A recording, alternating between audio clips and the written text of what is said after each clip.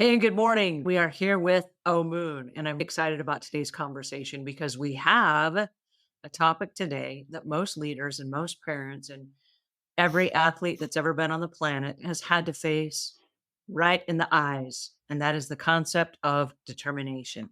We are reading from the Insights and Wisdom of Omuugn, and we have some ideas and some insights and some, I'm going to call it doctrine. The doctrine of determination. We can't survive in our lives without determination. And so this is one of the topics that I was really excited about because as a 29-time marathon runner, I've had to have a lot of determination just to get through a single race. So I'm really excited to talk to Omuugn and find out what determination is and how we might be able to use it in our lives to make us better people. So please help me welcome Omuugn. How are you today? I'm wonderful. Thank you. I want to stop for just a second and say how proud I am of you. Number one, for creating this song, and you sang it to your children as you put them to sleep at night. So all of your children grew up with the lessons that were inside the song. And second of all, you've taken the song and you've turned it now into a book that is available now for all of your grandchildren. So when you're not there physically to sing them to sleep at night, this story can be read to them so they too can have the lessons. One of the things that I think is really key, and you're talking about determination in terms of reaching your goals. By having a foreman on the job that can oversee all of the details of the job, whether it's you yourself or it's someone else, that gives them the opportunity to delegate pieces of it. And this is what I'm hearing you say with the book. You delegated the artwork to one of your daughters. You delegated the publishing of it to a publishing company. What you did was you were the foreman of the job. You said, "This is my project. I'm going to see it through to fruition." And so, what that means is we need, and here's the checklist by having a goal and then having a to do list and then following the to do list, you are managing the details in the last 1 year.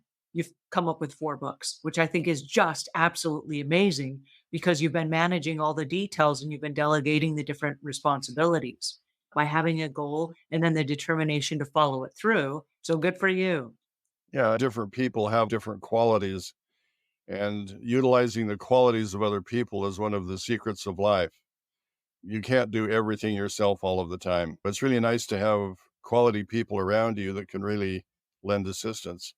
We all have dreams and desires to do things. It's fun to do those long term projects, but you need to see your dreams through to the end. If you let your dreams go, then you don't have success in those areas of life that are really meaningful to you, for which you have passion and desire to do. So pursue your dreams. Determination is sort of a spiritual quality.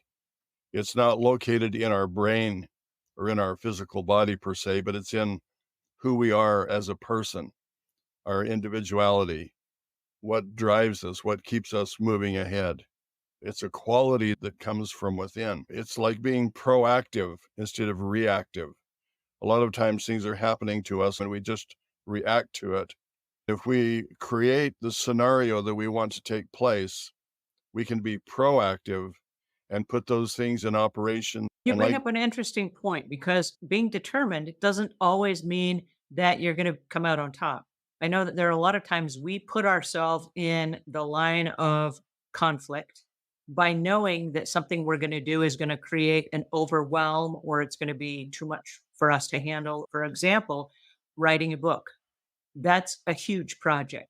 And that's not just something that, oh, think I'll sit down this afternoon and write a book. It doesn't happen that way. It's going to be like this huge project, and there are going to be a whole lot of hours involved. It's going to require a lot of determination. I know in my own personal life, there are things that are in my life that I'm like, oh, that's a huge project. I'm totally going to take that on. And I start projects knowing that it's going to be this huge undertaking.